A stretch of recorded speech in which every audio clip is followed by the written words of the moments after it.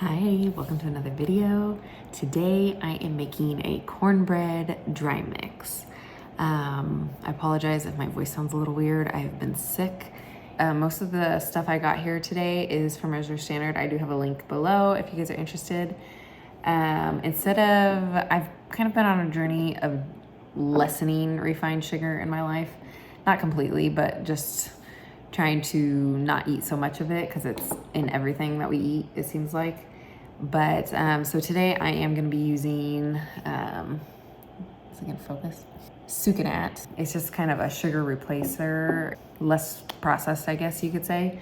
But you can use just normal, like organic cane sugar, or you could probably even use brown sugar if you wanted to. So let's bring you down and we're gonna combine all of our ingredients and then we are gonna make some cornbread. I am gonna be doing like a cake mix, like a chocolate cake / muffin mix. I'm gonna do a biscuit dry mix because I want these all on hand to have when I have guests over or just for everyday use. So let me show you my simple ingredients I have for the dry mix, and then afterward we're gonna bake some cornbread. Okay, so just really quickly, I have my sucanat, which you can substitute for regular sugar or brown sugar, or even you can opt it out probably and do honey. We have some corn, you need cornmeal or corn flour. This is just like a finer cornmeal. And then I do have all-purpose flour here that is kind of comes in the same packaging that looks like this, but it's just flour. And then I guess my baking powders from Trader Joe's. So we're gonna do 3 cups flour. And then we're gonna do 3 cups of cornmeal.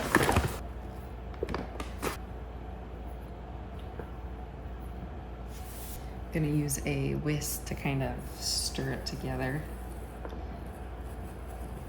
Okay, and then I'm gonna do 3 tablespoons of this baking powder.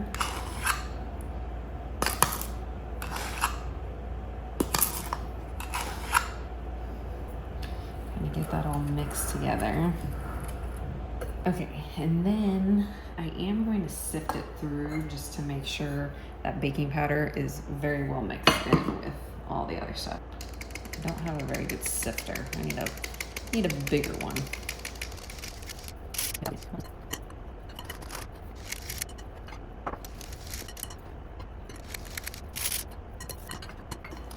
You can skip the sifting step if you want to. I'm just trying to make sure this is really well mixed together, that baking powder gets all throughout. And the reason I didn't sift the sugar is because it's larger granules. And we're gonna do 3/4 of a cup.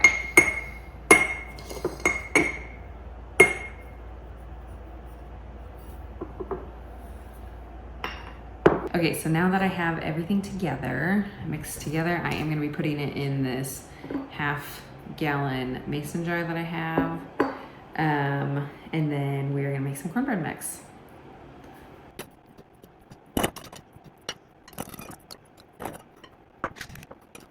Okay, so it almost filled this mason jar perfectly. I have a little bit left in the bowl, but we're gonna make some cornbread. So we are gonna take 2 cups of the mix. I'm gonna use this bowl I was using earlier. Try not to be too loud because my baby's sleeping.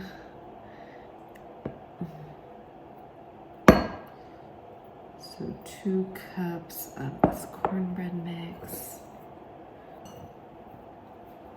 Okay, so I don't typically keep a ton of like buttermilk on hand, so I do have freeze-dried buttermilk that I'm gonna use. And you can use milk or buttermilk. So we're gonna do, in order to rehydrate buttermilk, I'm gonna be using 1/4 cup of dried buttermilk. So I'm gonna fill the liquid portion to the cup line. And we're gonna let this kind of reconstitute and let it sit for a second while we get our other ingredients going. I like to have freeze-dried buttermilk on hand because it's nice just to have it when you need it, because buttermilk doesn't last in the fridge forever. So there's that.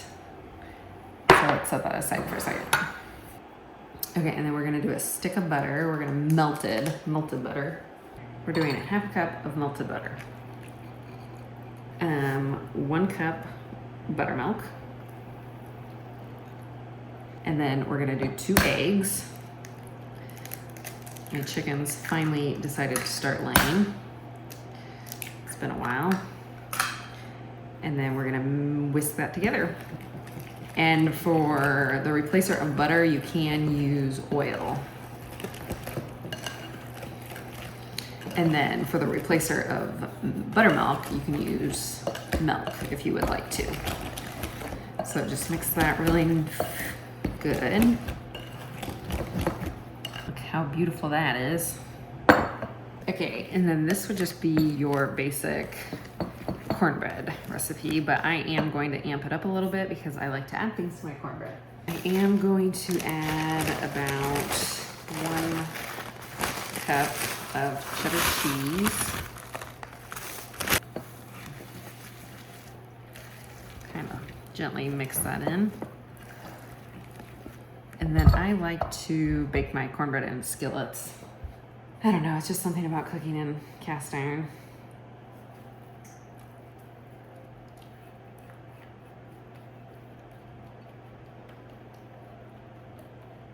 And then to top it off, I am gonna add some of my cowboy candy. Don't reach back in the thing, Trin.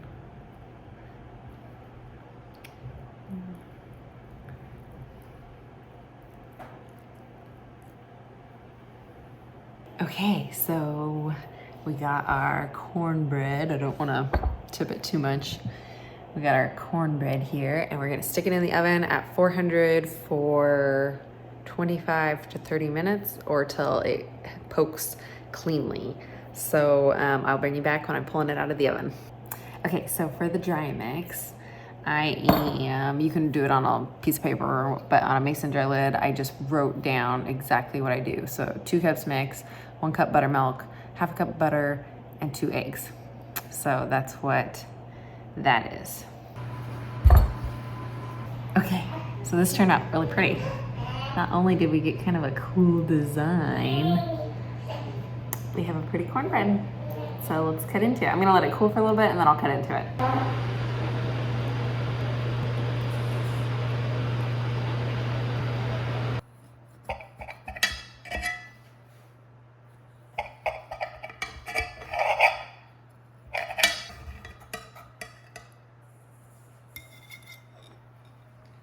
Ooh, look how pretty that is. Yay. Okay, we got our beautifully done cornbread, in my opinion.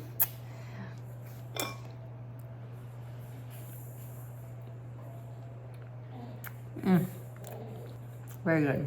If you want it a sweeter cornbread, I would add about a cup of sugar, but I did want to try it with the sucanat, see if I like it, and I do like it. It's not overly sweet, so, and I like to spruce mine up with things, so this is really good with the cheese and the cowboy candy. I did write down a few ideas on how you can kind of spruce up cornbread so you don't have to have just regular cornbread every time. I have done this. You can kind of add fresh corn into it, and that makes it really yummy and moist. Some ideas I was thinking of, you could like add basil or bacon or green onions to it. It would be really yummy. And then that's all I came up with. So I want to thank you guys for coming along on this video, and if you guys aren't already subscribed, subscribe down below and leave a like. If you want to see more dry mix ideas, which I'm probably going to do a few more, leave in the comments below if that interests you. And I hope you try this out and get some dry mixes on your shelf. So thank you so much for coming along, and I will catch you guys on the next video. Bye.